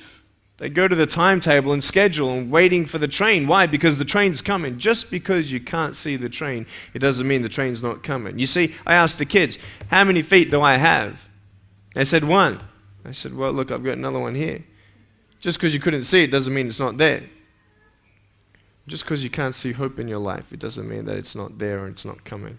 Just because you can't see the purpose in your circumstances of a broken marriage or whatever, financial trials, doesn't mean that there is not a purpose behind it. You know, I love that saying, what won't kill you will just make you stronger. It's true. It's true. Why am I so strong? Why am I so mature? Because I've been through a lot. I'm just thankful. I'm just an empty vessel. And I'm here for a purpose. And I love my life. Knowing that every day is a choice to take a step this way or take a step that way. And I just hope you've been encouraged. I don't know exactly what you were expecting or anything like that. I mean, but those are the key principles that I shared with your kids today. Public speaking is quite a difficult thing for a lot of people to do. I was wondering if you ever get nervous, or were you nervous when you first started on the speaking circuit? When I was 13 years old, I was at high school here in Brisbane area, and there was one speaker who came and he spoke to all of our school, 1,400 people in high school from grade 8 to 12. And he had 7 minutes to talk, and within 3 minutes, a lot of people were crying, and I was even touched just by his story, his inspirational story. And you were encouraged. It was just amazing. And I sort of took a step back, and I thought, well, he has an awesome job. I mean, he gets paid to do that. Go around the world and give people hope. Maybe one day I'll have a good enough story to tell. And so being invited to this little group, I said, well, you know, maybe let's try it out. So I did that, and then from those 12 people, word of mouth got out that, you know, I'm speaking now at youth groups and speaking at smaller churches. I used to be nervous a lot. Just before I got up, I'm like, when I get up on stage, I'm like, whoa, you know. But once I started, I was okay. And the more you speak, the better you get. I've had some training since that. So about 18 months ago, 2 years ago, I had about 8 months training on presentation, pitch and pace and volume with your voice and just eye contact and everything else. So, but I believe I have a gift for it because it's my passion. I'd rather do nothing else. I wouldn't do anything else than just get up on stage and be the center of attention. But it's beautiful when you see that purpose. So, yeah. So I was nervous, and I just had a crowd of 100,000 people about 3 months ago in India. 100,000 people, and you had your blood pumping. You know what I mean? And it's just wow. And I got up there and I just convinced myself it was just adrenaline. So you turn that into adrenaline and, rah, and go. So it was good. Yeah. And I look back on my life, and I've been a workaholic. I've worked in earth moving equipment, and I've gone away for a little short time and come back weeks later, months later. Worked up in the Northern Territory and left my wife that I've been married to for 34 years. Wow. And now the 4 children I've got, 3 of the boys won't have nothing to do with me. And my wife says, well, you never spent time with them when they needed you. And I realise now, and I actually rung my son this morning, and I said, Jono, I love you. And he said, look, Dad, I haven't got time to talk to you now. And I realised that if I'd spent more time with my kids and shared with them more, they might have spent more time with me now. But I hope and pray that one day they'll appreciate that I thought I was doing the right thing. I thought I was giving them material goods. That's right. But what they needed was me. As men, as husbands, we have a nature of wanting to protect and to provide for the family. So we're in that practical sense. Okay, how can I protect and provide for my family? I've got to go work. And the more I work, then the more I can provide and protect, and the more that I can show them their love. You see, this is the thing. We're all wired up differently, and that's so important to have that balance. And that's, I think, one of the hardest things in life, is to have that balance in life of being too busy to provide, yet making time to be with them and enjoy the ride and smell the roses. And that's profound. Thank you so much for sharing that. And, you know, I've seen a lot of marriages have a lot of tension just because of, not misunderstandings, but lack of knowledge on how we're wired up different as men and women. You see, men will go out and they will go and work hard for all day, and they'll come back home tired, and all they want to do is sit down, have a beer and watch TV. And then the wife will go, well, can you come and help me? And then the husband's offended because, well, don't you see already how much I love you? I've been at work all day, working my butt off, and I just want to rest now. Can't you just give me that? And the wife's like, well, you don't appreciate me because I've been doing the cooking, cleaning, washing, kids, blah, blah, blah, blah, blah. You have no idea what I've been going through, all the bills. And then maybe something wasn't done, one little thing, and then the husband gets angry, and then the wife says, well, you have no idea what I've done. And you just like there's different levels, and then once the husband's rested, and then the wife wants, once the kids are put to bed, and the wife wants to relax. And then the husband comes and says, hey honey, how you doing? You know what I mean? And it's just on 2 different levels. And there's such power in education. If we just understand that. Nick, can I ask a personal question about your family? Sure you can. Do you have siblings? Yeah. Do they have had struggles around having a brother with no limbs? Definitely. I was actually the firstborn in my family. After me, I have a brother and a sister. I'm 24. My brother's 21. My sister's 18. And so all about 3 years apart. They have no birth defects. There are no traces of birth defects throughout our families. So this is just one of those things in life that happen. So actually growing up in school, surprise, surprise, I'm the center of attention. Out of all the school, I'm the only guy without arms and legs. And I had that attention. And once I actually started having the confidence of speaking with kids and playing with kids, as soon as I open my mouth, barriers go down because they realize I'm just like anybody else. I've just got no arms and no legs. And so what I did was I made a lot of friends quickly. And then my brother came into school, and everybody knew that my brother was Nick's brother. Everything was referred to Nick. And so I think my brother really sort of lost his identity. And that sort of happens with, younger siblings. Let's say you have a very, quote, successful leader of a child who's school captain, and everybody knows that person as the school captain's brother. And so you're going in their shadow. And that happens naturally. And so my parents' wisdom, when I was going into high school, I was out of primary school, obviously, and then my brother and sister didn't come to my high school. So they had that wisdom in doing that. So I was very thankful for my brother and sister who helped me physically as well, around the house every now and then when I was a child, and I always had their love and support. And they just knew me as Nick. I mean, they don't know anything different. This is who I am. I don't know anything different. And so yeah, at the same time, a lot of people come up and say, oh, you know, I just wish you could speak to my friend who became a quadriplegic or lost his legs or something like that. And I don't know anything different. And I tell people, I don't know your pain, you know. I don't know how it feels to have legs, then lose them or something like that. And I told your kids today, or what I normally tell at high schools anyway, is that I don't know their pain. You know, I don't know what they're going through, but I know how it feels to be lonely, and I know how it feels to have a broken heart. And I know what's pulled me through my broken heart and healed my heart. And so to give them that, just so they can apply it in their own life, it's powerful. So I take my hat off to parents who have kids with disabilities, especially mental disabilities. It's such a different ball game.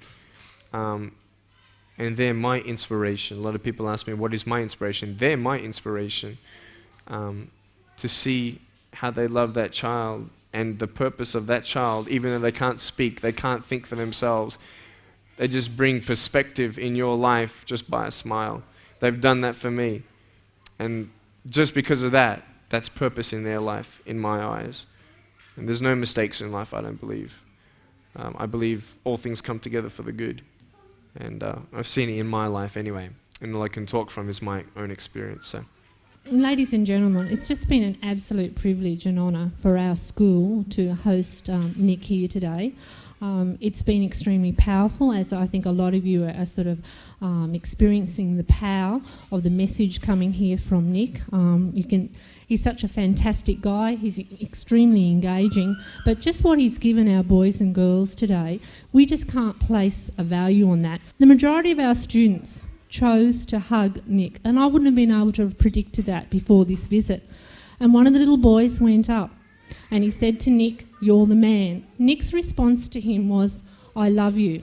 As that little boy walked away, he said to his mate, he had a smile on his face, he said, "That's the first time," he said, "anyone's ever said they love me."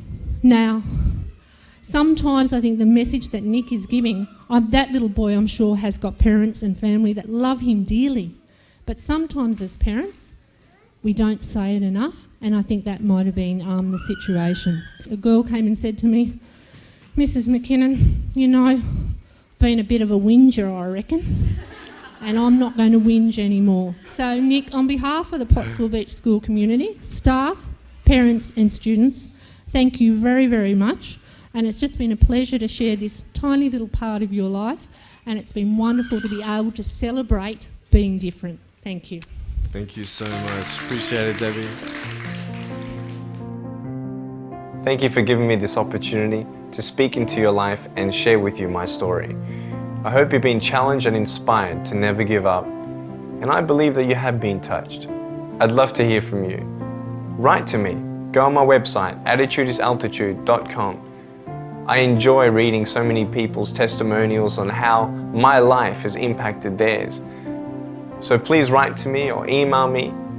Also want you to know that there is a book coming and a series of DVDs. So be on the lookout for that. If you see me on the street face to face, make sure you come up and say hello, give me a hug. I'd love to meet you. Remember, there is always hope. Never give up.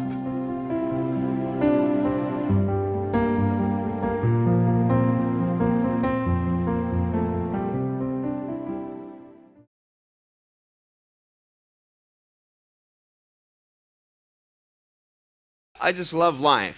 I love life. You know, so many people come and say, "How come you smile so much?" And I'm like, well, it's a long story. The irrepressible Nicholas Wojciech.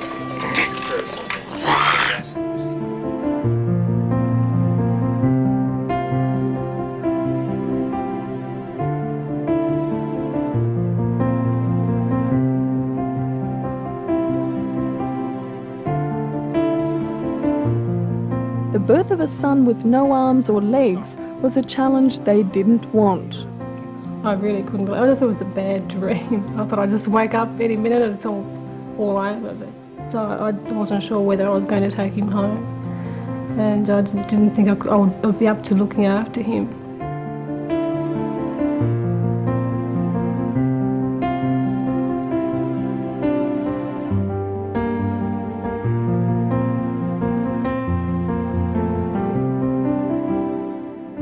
certainly with time you grow to accept him, to love him for what he is, the way he is.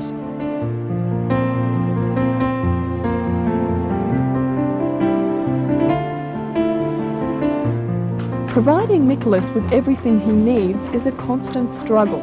A battle to find or design suitable equipment, a battle to find the money to pay for it all. There wasn't really much of places or people that you can turn to help you. So everything that we did was with him was trial and error. We just had to take things one day at a time and just work through things, just me and him. Even the doctors couldn't help me much in that regard. I'm saving up my pocket money for a computer at home. He can't move as fast as he'd like, but Nicholas Wojcik is a whiz at computer games. This I realised only too well when the 7-year-old Dynamo thrashed me in the first round. Have you?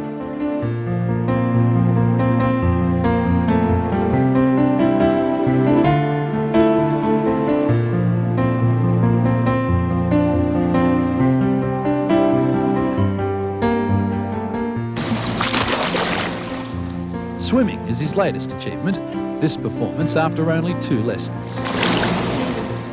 Tackling disability comes naturally for Nicholas. Disability's a word he doesn't seem to understand.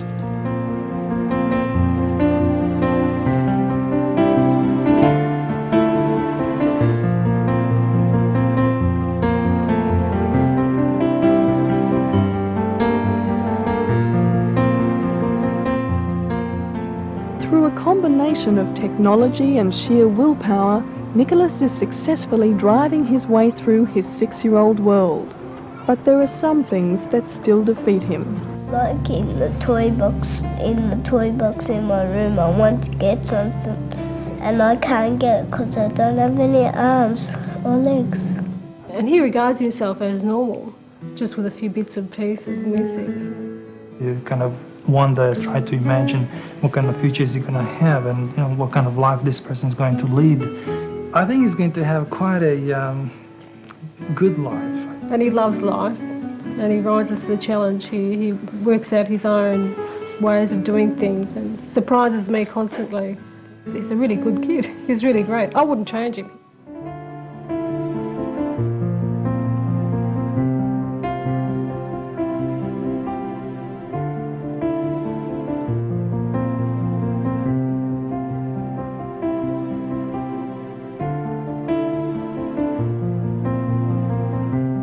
Cherie Long is Nick's fellow school captain. Together they say they can make a difference. I think we'll be great school captains, and I think we'll make a better place. But when he's not in the classroom, Nick's out here playing sport, and now as school captain, he's determined to make sports days wheelchair friendly. We can have disabled wheelchair races, and so they get involved too. And I was really left out last year. But not in the playground. As strange as it may sound, Nick's the resident handball champion.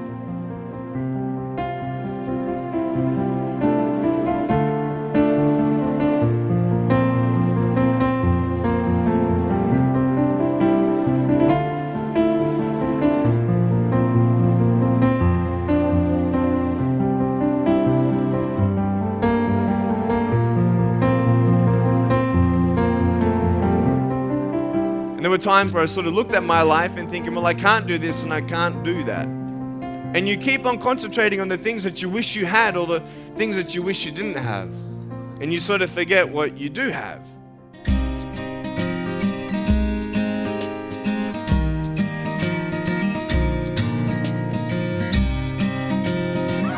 Hey, everybody, you want to count with me? Ready, say? 1, 2, 3. She watches them cover magazines and TV screens, wishing she could be more like them. And in her eyes there is more to life than becoming someone people admire for beauty. And so at night she stares at a window, wishing she could change. You're beautiful.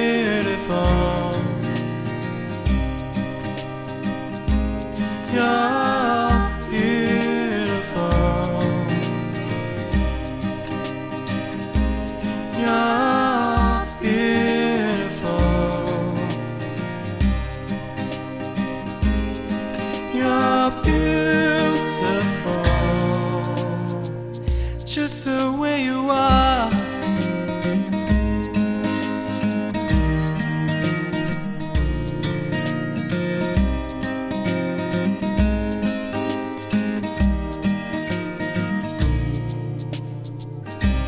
She walks busy streets looking for her next mate.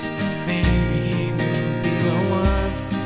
'Cause in her mind there is more to life than being someone.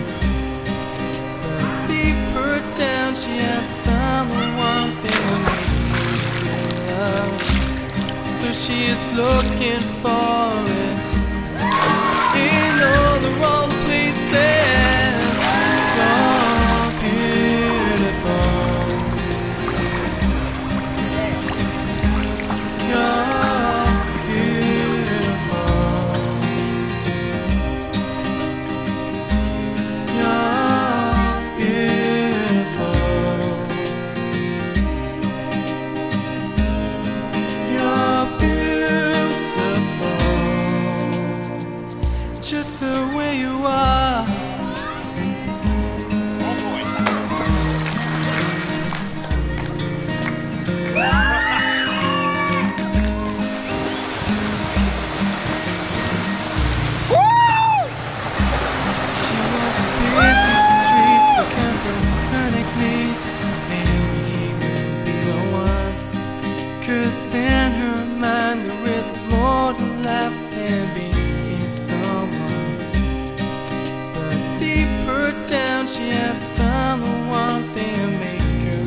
Freezing, I can't feel my hands. She is looking for it. I've always wanted to ride a horse on my own. You're beautiful. Boom, boom, boom, boom, boom, boom, boom, boom, boom, boom, boom, boom, boom, boom. You're beautiful.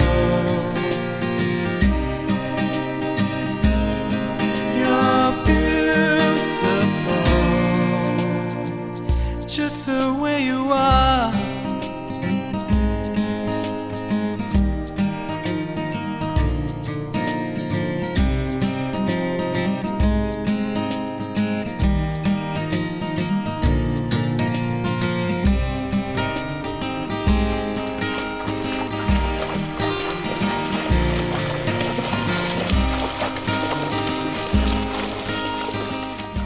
Today, man, we did it. I'm so happy. That was so much fun. It was awesome. Still hears his words surrounding her.